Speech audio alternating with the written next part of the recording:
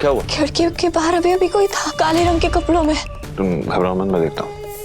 या अल्लाह, कौन हो सकता है इतनी रात में? क्या करने आया होगा? कौन है? कोई बोलता क्यों नहीं? कौन है?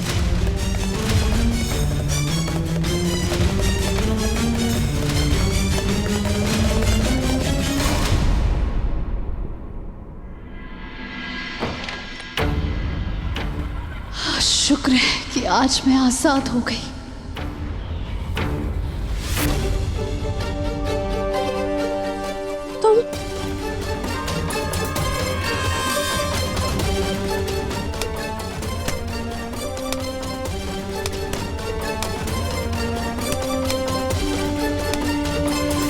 तुम लोग फिर यहाँ पर?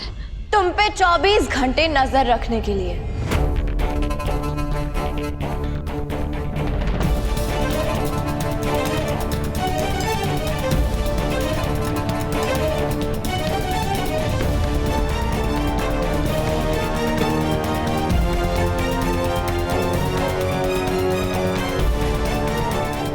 मैंने इन्हें दोबारा से तैनात किया है ताकि तुम हमारी निगाहों से बच के कहीं जा ना पाओ, भाग ना सको। दोबारा भागने की जुर्रत मत करना गजल, वरना जंजीरें बढ़ा दी जाएंगी। चाहे मुझे जंजीरों में कैद रखो, मुझे फर्क नहीं पड़ता, लेकिन मैं उस घर में नहीं जाऊंगी। मैं उस घर की कैद में नहीं रहूंगी। उस घर में मेरी जान के दुश्मन है, वो मुझे जान से मार देंगे। मैं उस घर में नहीं जाऊंगी। दुआ। ज्यादा बीगी बिल्ली बनने का नाटक मत करो, समझी तुम? हमारे घर में शरीफ लोग रहते हैं, तुम्हारी तरह मुजरिम नहीं। शरीफ लोग? अच्छा, जो कल कायनात ने किया, क्या वो शरीफ लोग करते हैं? उसने मेरा गला घोटने की कोशिश की। जब शरीफ इंसान की बर्दाश्त करने की ताकत खत्म हो जाती है ना, तो वो बहुत खतरनाक हो जाते हैं। और कायनात ने तुम्हें जान से मारने की सिर्फ कोशिश की थी, जान से मारा नहीं था। अगर उसकी जगह कोई और होता ना, तो तुम्हें जान से मार देता, क्योंकि तुम उसी लायक हो। खैर, फिक्र मत करो, मैं तुम्हें कुछ नहीं होने दूंगी। चुपचाप चलो घर। नहीं, चलो चुपचाप, मैंने कहा। छोड़ो मुझे।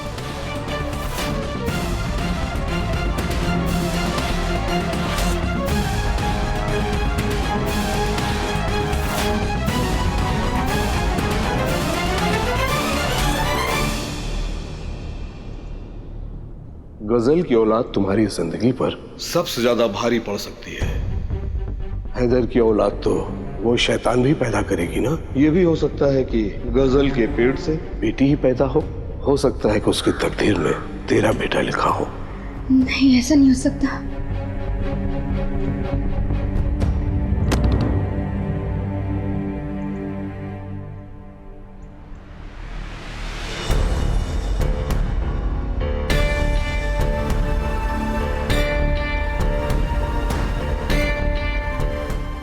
खैर करे।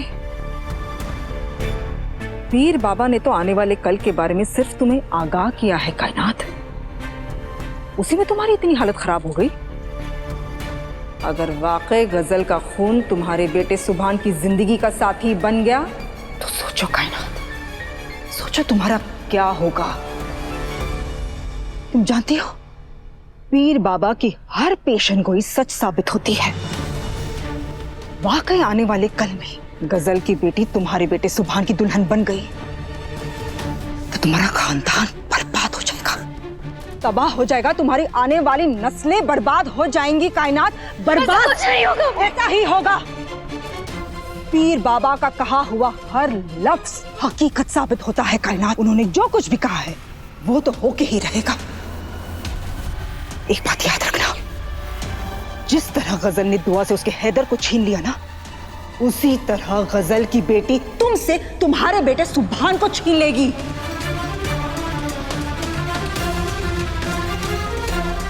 जिसे तुम और हफीज अपने खून से बड़ा कर रहे हो, वो एक दिन गजल की बेटी का गुलाम बन जाएगा कायनात, गुलाम बन जाएगा। और मेरी एक बात की याद रखना कायनात, वो गजल की बेटी होगी, वो गजल के जैसे ही होगी, अपनों को अलग करने वाली, माओ से उनके बच्चों को छीनने वाली। बात कीजिए रुहान की अम्मी, मुझे उल्टा सीधा समझाने की बजाय आप अब खुद इस मसले का हल क्यों नहीं ढूंढ लेती हैं? मुझे बहकाने से कुछ नहीं होगा। और अगर आपको इस खानदान की इतनी फिक्र है तो आप गजल और उसके बच्चे को मार क्यों नहीं देती हैं? मैं जानती हूँ कि आप कुछ नहीं कर सकती। क्योंकि आप बड़ी बड़ी बातें करना जानती हो और कुछ नहीं। और वैसे भी इतना हिम्मत का काम करने के लिए ना बहुत हिम्मत चाहिए जो आपके बस की नहीं है।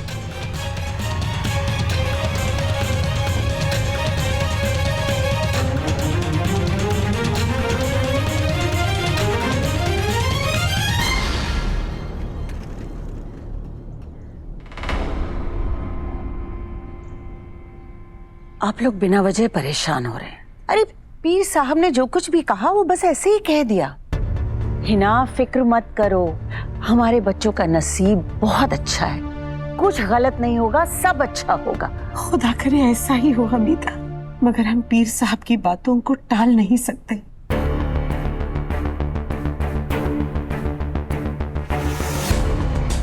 पीर बाबा की जुबान से कहा गया हर एक लफ्ज हमेशा सच साबित होता है। तुम गजल का ही देख लो, जब उन्होंने गजल को पहली बार देखा था तो क्या कहा था उन्होंने? ये लड़की निहायत मक्कार है, चालबाज है, कहा था ना। पीर बाबा के पास वो हुनर है जिससे वो इंसानों के चेहरे पढ़ सकते हैं।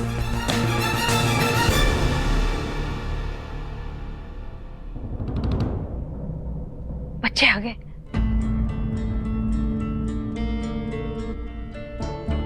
अब कोई भी ऐसी बातें नहीं करेगा जिससे दुआ की फिक्र बढ़ जाए, समझे?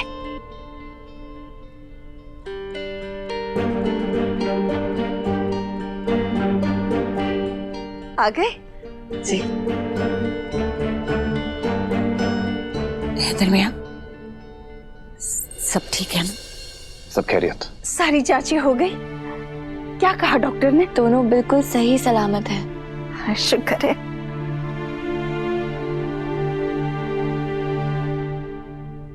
सकीना। जी बाजी। सकीना, गजल को उसके कमरे में ले जाओ। चलिए।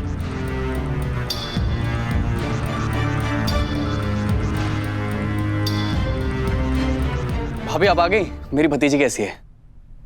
भतीजी? तुम्हें कैसे मालूम? दादी अम्मी, पीर बाबा ने कहा तो था कि खानदान में ही रिश्ते बनने वाले हैं, मतलब सुभान और हैदर भाई की बेटी।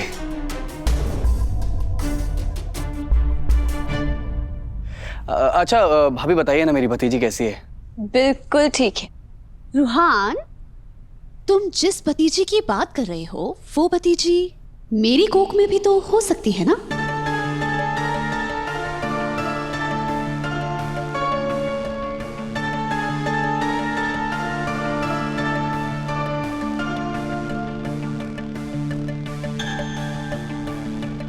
इसकी खैरियत नहीं पूछोगे चाचा जान?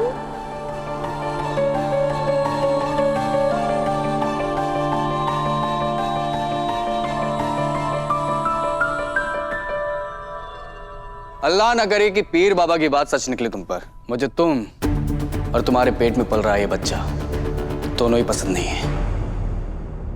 और तुम जैसी गिरी हुई लड़की की खैरियत पूछने का तो सवाल ही पैदा नहीं होता।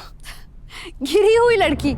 भूलो मत रूहान, तुम एक जमाने में इसी गिरी हुई लड़की के प्यार में पागल थे, मेरी मोहब्बत में दीवाने हो गए थे, भूल गए?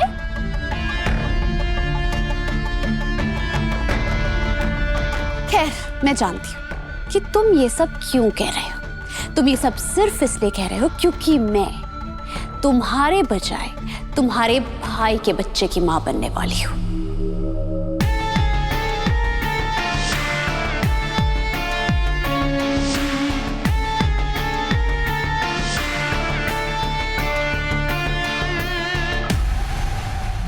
ये लड़की सारी शर्म और हया भूल गई हो तुम औरत क्या इंसान कहने के लायक नहीं हो। मेरे भाई को अपने प्यार की जाल में फंसाकर उसके दिल के साथ खिलवाड़ किया। अब तुम उसकी बेइज्जती कर रही हो। इसमें बेइज्जती वाली कौन सी बात है हैदर? मैं तो सच्चाई बयां कर रही हूँ। चुप हो जा वरना मैं तेरी जुबान खींच लूंगी। कसम खुदा की गजल, अगर तू पेट से ना होती ना तो मेरे रूहान के जज्बात के साथ खिलवाड़ करने के लिए मैं तुझे जूते चप्पलों के साथ मार मार के बाहर ही डालती बेगैरत कहीं की। अरे हाँ हाँ हाँ हाँ, मार देना गुल्लू बेगम, मार देना, लेकिन इससे सच्चाई तो नहीं बदल जाएगी ना। और सच्चाई तो यही है कि तुम्हारा पागल बेटा मेरे पीछे मजनू की तरह फिरता था। गजल, हाँ मैं पागल था। शांत हो जाओ रोहान। पागल था मैं, जो तुम जैसे बेवकूफ लड़की के प्यार में गिर गया था। लेकिन अच्छा हुआ कि वक्त रहते मैं संभल गया और मुझे एहसास हो गया कि तुम कितनी बड़ी धोखेबाज, झूठी और मक्कार हो। और तुम जैसी लड़की से इंसान तो क्या, जानवर भी इश्क नहीं करेगा। तुमसे एक बार मोहब्बत करके मैं आज तक पछता रहा हूं। और आप कोई बकवास मत करना गजल, रूहान तुमसे नफरत करता है। और तुम हैदर की बकायदा बीवी तो जरूर हो, मगर हैदर के बच्चे की मां बनने के लिए तुम्हें IVF और ना जाने कितनी साजिशों का सहारा लेना पड़ा। शर्म करो और भूलो मत, रूहान तुमसे नफरत करता है तो फिर वो क्यों चाहेगा कि तुम उसके बच्चे की मां बनो। बदसात कहीं की। दुआ मेरी जान, खुद को इतनी तकलीफ मत दो तुम, इसे तो मैं देख लूंगी। और तुम गजल बीबी, पुरानी बातें क्यों निकाल रही हो? वो तो कब की खत्म हो चुकी है। क्यों पुरानी बातें निकालकर बार बार तुम इस तरह खुद की बेइज्जती करा लेती हो? क्या मजा आता है तुम्हें? और अगर जरा भी शर्म बाकी हो ना तो चुपचाप अपने कमरे में चली जाओ, वरना यहीं चुल्लू भर पानी में डूबना पड़ेगा। सकीना, ले जाओ इसे। जी चलिए।